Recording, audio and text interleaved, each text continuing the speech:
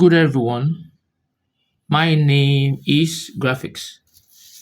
In this tutorial, we want to solve a problem involving statics in mechanics, where the question goes like this. It says, a square ABCD has its sides equal to 200 millimeter, forces of 150 Newton, each acting along AB and CD, and 250 Newton acting along CB and AD. Find the moment of couple which will keep the system in equilibrium, right? So first of all, you draw out your free body diagram. Now the question is talking about a square, and we know a square has all its sides equal. So this is the shape of the square here. You can see that. Now, the first point here is given as point A. The second point here is given as what? Point B, that is the base. It continues. Here is given as what? Point C. And here is given as what? Point D. And we are told that 150 Newton is acting along AB. So this is AB. So at this point here, I can decide to put my arrow here, that taking, and say this is the force of what? 150 Newton. I'll call it FAB, and that is what? 150 Newton. Similarly, it says along CD also. CD also is also 150 Newton. So this is CD, so it will be going in this direction. I will call it the force along what? CD, and that is also 150 Newton. Right? And we also told that 250 Newton acting along CB. So this is CB from this point to here. This is what? FCB, and that is 250 Newton. Now the other one, we're having AD. AD is having another the same thing, which is what? 250 Newton. FAD. That will give us what? 250 Newton. And we know very well that each of the sides given is 200 Newton, 200 millimeter. Right? So if AB is 200 millimeter, automatically DC will be what? 200 millimeter. So all the sides will be equal to what? 200 millimeter, because it is a square.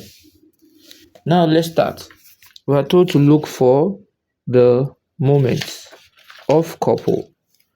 We know we have more than one force, and the summation of moments, we talk about moment. Moment is a turning force, right? Is what is a turning force. So we say the summation of moment about any point of your choice. You can take summation of moment about point A, right? And that will give us what? 0. And we are going to consider the clockwise moment, right? We'll consider the clockwise moment to be what? Positive, and the anti-clockwise moment to be what? Negative. Now let's see how it goes. Now if I take moment about point A, it means that the forces acting along A and B will be what? 0, because they are parallel to those forces. And the only time you can use moment is when the forces are perpendicular. Now if you look at this force here, FCB is acting along what? CB. So it will be coming along this direction here. You can see that this is my FCB here, which is 250 Newton. If you look at the equation facing this way, the force facing here, that is my FCB, and that is 250 Newton. Moment is the force. The force here now is now perpendicular to this line of action, this distance here. So it will be 250. It's going in this manner, like this, right? That is moment, and that is what? Clockwise. So it will be 250 multiplied by the distance from A to B. 250 multiplied by the distance from A to B, which is what? 200. Right? My plus into bracket. The next one, I will not consider FAD because it is also parallel to what? To my point A. It's on the same point as my point A.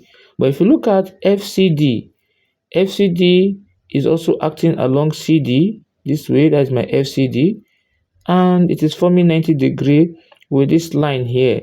And when I take moment about point A, both line AB and line AD will have the force of the effect of the moment.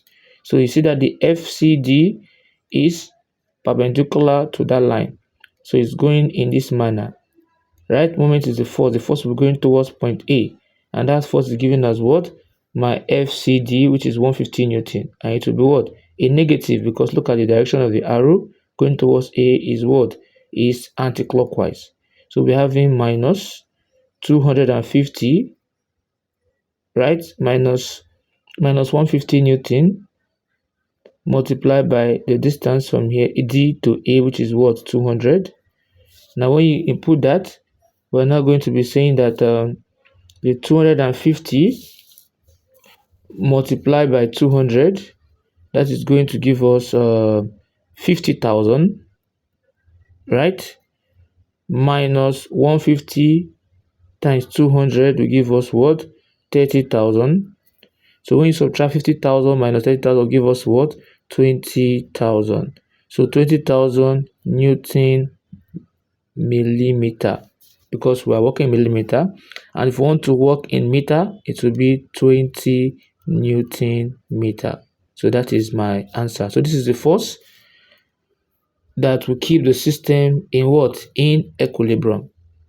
So if in some cases you'll be wondering that why didn't we look for the summation of f of y or f of x, we cannot look for that because already along x-axis the force is in equilibrium, and also along y-axis the force is also in equilibrium. Why do you say I say that?